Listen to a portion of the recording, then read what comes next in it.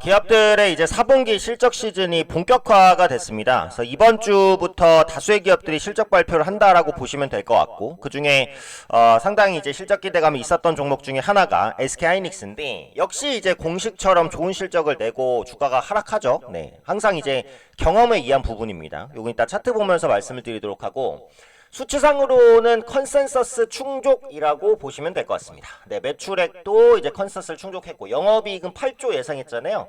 딱 8조 정도가 나왔네요. 네, 순이익도 8조 정도 예상치를 한참 상회하긴 했지만 중요한 건 영업이익이니까. 그래서 매출과 영업이익이 컨센서스를 충족시켰다. 근데 컨센서스 자체가 높았죠. 기대감이 높았기 때문에 호실적이다. 네, 이렇게 봐도 되겠죠. 종합적인 내용을 한번 보면 HBM을 비롯한 고부가가치 제품 수요에 힘입어서 지난해 매출과 영업이익 사상 최대를 이제 경신했다는 부분, 결국은 HBM이 사실상 모든 것을 했다 이렇게 보시면 되겠습니다. 영업이익률이 35%면 굉장히 높은 거죠. 네. 100원에 팔아서 이제 35원을 뭐 남겨 먹었다 이렇게 이제 볼 수도 있는 거니까 상당히 이제 영업이익률은 높다 이렇게 보시면 될 것 같고, 이제 그 4분기 매출이 이제 발표가 된 거니까 중요한데, 4분기 매출이 전분기 대비해서 12% 증가한 거의 20조 원 육박했고, 영업이익 15% 증가한 8조 828억 원, 그러니까 8조 원 정도에 이제 달했다라는 부분입니다. AI 시장 성장에 따른 HBM의 이제 수요 증가, 이거 한마디로 사실상 SK하이닉스의 모든 실적을 표현할 수 있을 거라는 생각이 들죠. 특히 이제 4분기 보시면 HBM 매출 비중이 D램의 40% 이상을 차지했어요. 엄청 높은 비중이죠. 거의 절반 가까이까지 될 것으로 보이고 삼성전자보다도 확실히 높은 수준입니다. HBM 관련해서는 세계 최고의 기술력을 가지고 있기 때문에 각 AI 기업들이 이제 하이닉스의 HBM을 쓰고 싶어 한다라는 거고, 그 중에 대표적으로 엔비디아가 HBM의 그 하이닉스의 HBM을 쓰고 있는 상황이죠. 그래서 얼마 전에는 그 DDR5 부분에서도 상당히 의미 있는 성과를 냈어요. 그래서 삼성전자와 이제 확실히 좀 삼성전자를 좀 뛰어넘으려는 그런 시도들을 하고 있다라고 보시면 될 것 같고, AI 서버 투자가 계속해서 확대가 되고요. AI 추론 기술의 중요성도 커지면서 고성능 컴퓨터의 필수죠. HBM과 고용량 서버 D램 수요는 앞으로 계속해서 확대될 것으로 보여지고 있습니다. HBM이 탑재된 기기 자체가 증가하는 것도 HBM의 수요를 계속해서 이제 끌어올릴 수 있는 부분이고, 반도체 기술은 멈춰있지 않죠. 그래서 기존의 HBM3E 공급을 늘리고 HBM4도 적기 개발해서 고객의 요청에 맞춰 공급할 계획이다. 결국 이제 HBM 시장은 HBM4에서 누가 더 빠르게 안정적인 성과를 내느냐의 싸움이죠. 삼성전자도 HBM4에 열을 올리고 있습니다. 그래서 하이닉스와 삼성전자 중에 HBM4의 승기를 누가 더 잡을지 요걸 보셔야 되고, 어쨌든 현재로서는 SK하이닉스가 조금 더 앞서 있는 그런 상황이다라고 보시면 될 것 같아요. 그래서 연간 고정 배당금을 기존 1,200원에서 1,500원으로 25% 상향하고 현금 배당액도 1조 규모로 확대를 했습니다. 원래 반도체에 주는 삼성전자를 빼고는 배당을 원래 잘 안 하는 그런 섹터예요. 투자가 워낙 많이 들어가기 때문에, 그리고 주가가 한번 올라가면 엄청 올라가기 때문에 주주들도 배당에 별로 관심이 없는데, 요즘에 이제 주주환원 정책이 정착화가 되고 있는 모습이잖아요. 그러다 보니까 반도체 업체들도 이제 배당에 신경을 좀 쓰기 시작합니다. 그래서 SK하이닉스도 배당을 준다. 뭐 그렇게까지 큰 배당 금액이라고 보기는 어렵지만 주주환원 정책을 확대시키고 있다. 네, 이 정도로는 충분히 의미 있는 수치라고 볼 수 있지 않을까 이렇게 이제 생각이 되네요. 그래서 컨퍼런스 콜을 보면 역시 이제 HBM에 대한 고객의 수요가 의미있게 증가하고 있다. 그리고 HBM3E 12단 양산이 차질 없이 진행되고 있고, 올해 상반기에는 전체 HBM3E 출하량 절반 이상을 차지할 전망이다.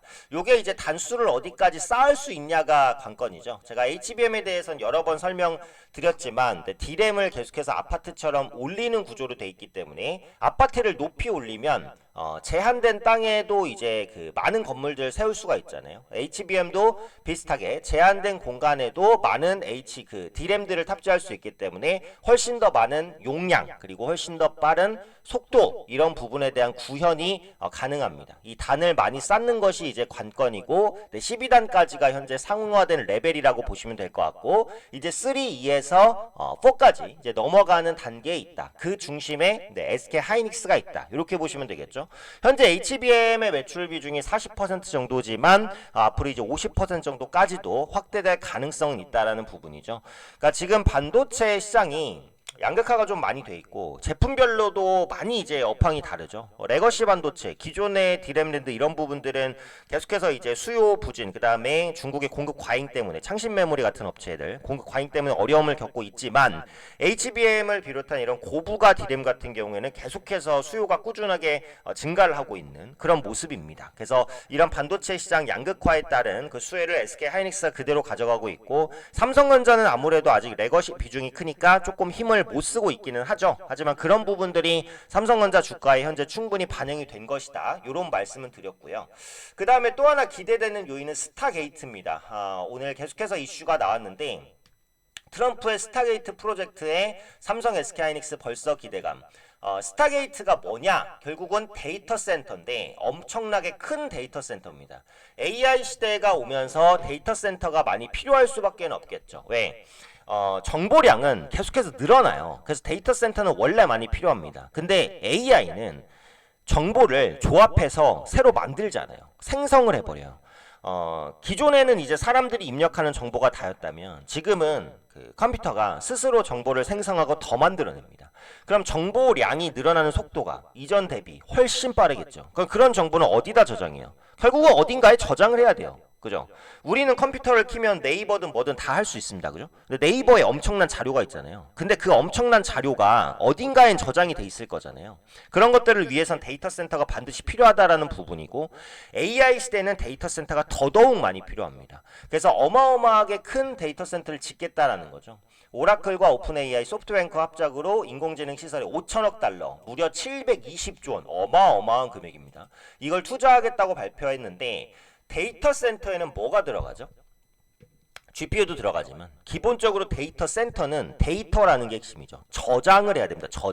저장을 하는 용도로 쓰이는 건 뭐다? 메모리 반도체죠. 메모리 반도체 업체는 SK하이닉스, 삼성전자, 마이크론, 그죠? 그러다 보니까 이 투자에 따른 수혜를 그대로 받을 가능성이 있다라는 거죠. 충분히 이제 수혜가 가능한 부분입니다.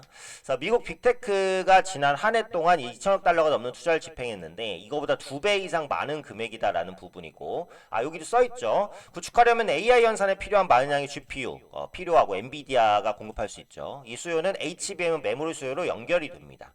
삼성전자, 하이닉스가 마이크론과 함께 HBM 시장을 사실상 장악하고 있죠. SK하이닉스가 HBM 시장의 이제 50% 정도, 삼성전자가 40% 정도, 마이크론이 10% 정도를 차지하고 있습니다. 그래서 이번 프로젝트가 확대되면 HBM 관련주의 수혜 기대감도 당연히 높아진다. 이렇게 이제 보시면 될 것 같아요.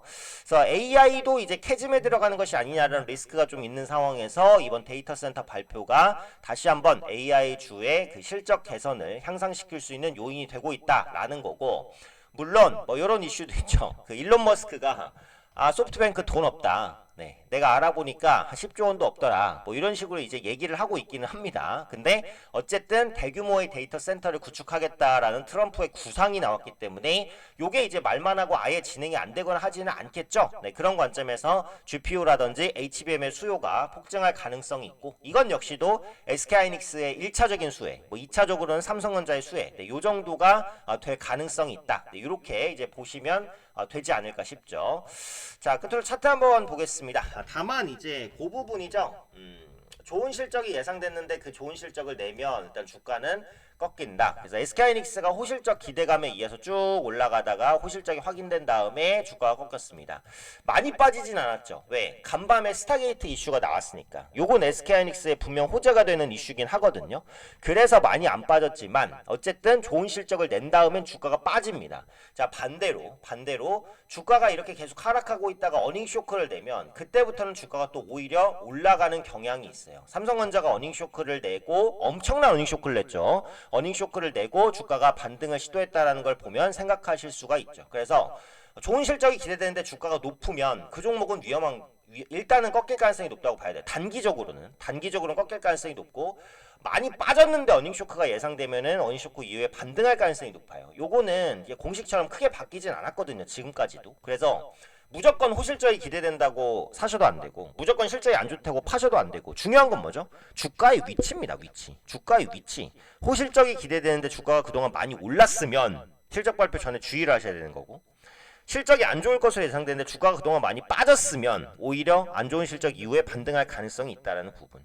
어쨌든 지금은 실적 때문에 단기적인 노이즈긴 하지만 SK하이닉스의 전망은 사실 좋긴 하죠. 네, HBM 부분의 수요는 계속해서 증가합니다. 스타게이트 관련된 이슈도 마찬가지고 앞으로도 반도체 관련된 긍정적인 소식이 나올 가능성이 부정적인 소식이 나올 가능성보다 높기는 해요. 그래서 전망은 좀 긍정적이고 다만 이제 기술적인 부담은 있다. 기술적인 부분은 삼성전자가 조금 더 유리하긴 하다. 네, 이 정도로 정리해 보시면 될 것 같습니다.